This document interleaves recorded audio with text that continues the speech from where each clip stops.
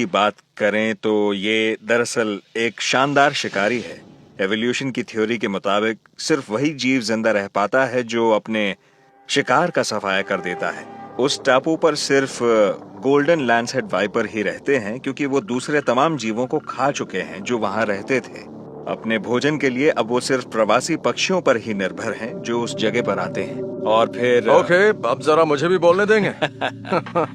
आपने कहा कि वो शिकार करने वाले सांप हैं, तो इसका मतलब क्या वो हमें भी अपना शिकार बना सकते कोई हैं? भी सांप खाने के लिए इंसान पर हमला नहीं करता है। मुझे तो वो भूखे शिकारी लगते हैं। हम शिकारियों जैसा बर्ताव न करें तो वो हमें कुछ नहीं करेंगे, वो सिर्फ खुद को बचाएंगे। जहर के लिहाज से ये बहुत ही खतरनाक सांप है।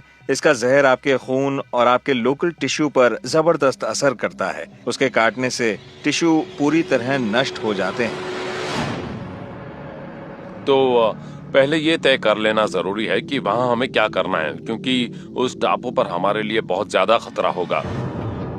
मेरे लिए उस टापू पर खजाना होने का सबसे पुख्ता सबूत ये पुराना नक्शा है जिसमें उसे छिपाए जाने की जगह की ओर इशारा किया गया है।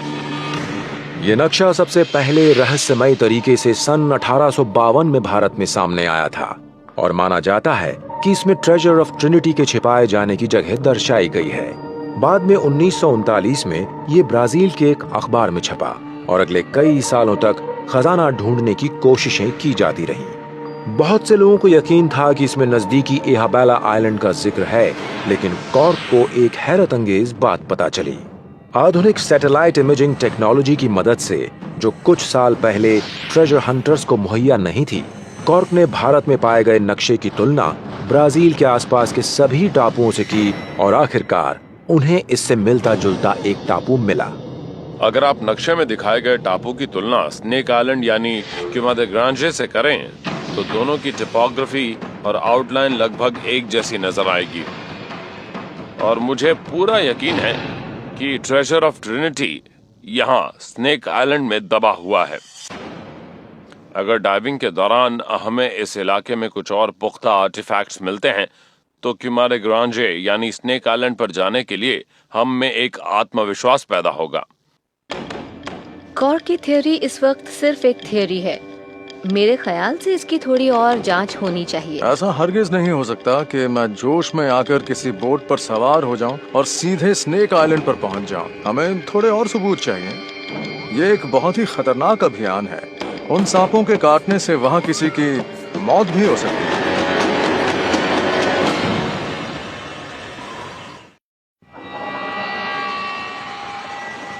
किसी खजाने को ढूंढने के लिए इससे ज्यादा मुश्किल और इससे ज्यादा खतरनाक अभियान पर हम कभी नहीं गए हैं। ये एक गैर जिम्मेदाराना फैसला होगा अगर मैं पूरी तैयारी किए बिना अपनी टीम को स्नेक आइलैंड पर जाने के लिए कहूंगा।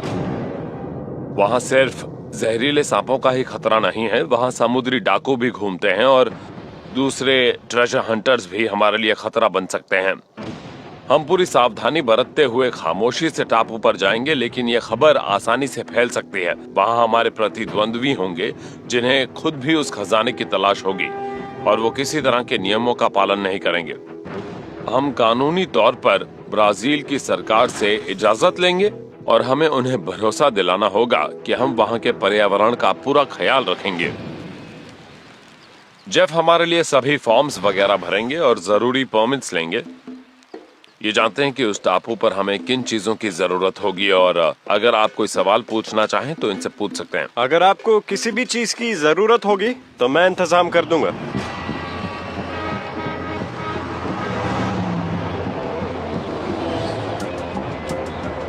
जब कॉर्क ने मुझे बताया कि वो स्नेक आइलैंड जाना चाहते हैं तो मैं काफी हैरान हुआ। यहाँ के सरकारी ऑफिसर्स को लगता है यहाँ ट्रेजर हंटर आएंगे तो वो वन्य जीवन को नष्ट कर देंगे और सभी जीवों को मार देंगे। तो गवर्नमेंट पूरी नजर रखना चाहती है कि आप क्या कर रहे हैं। आपके पास परमिट नहीं होगा तो आप कुछ नहीं कर सकेंगे। मैं जानता हूं मैं कॉर्क और उनकी टीम के लिए ये काम आसानी से कर सकता हूं। मुझे यकीन है अगर वो खुद वहां जाएंगे तो ऑफिसर कहेंगे हम इजाजत नहीं दे सकते। मैं अच्छा हूं, मेरी सबसे दोस्ती है और मैं उनका काम आसानी से करवा सकता हूं। मैं बचपन से यहाँ आ रहा हूँ और वो मेरी बात नहीं टाल सकते।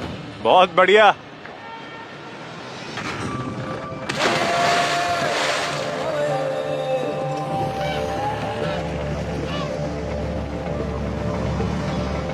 कॉर्क को डर है कि वहाँ दूसरे ट्रेजर हंटर्स भी मौजूद हो सकते हैं।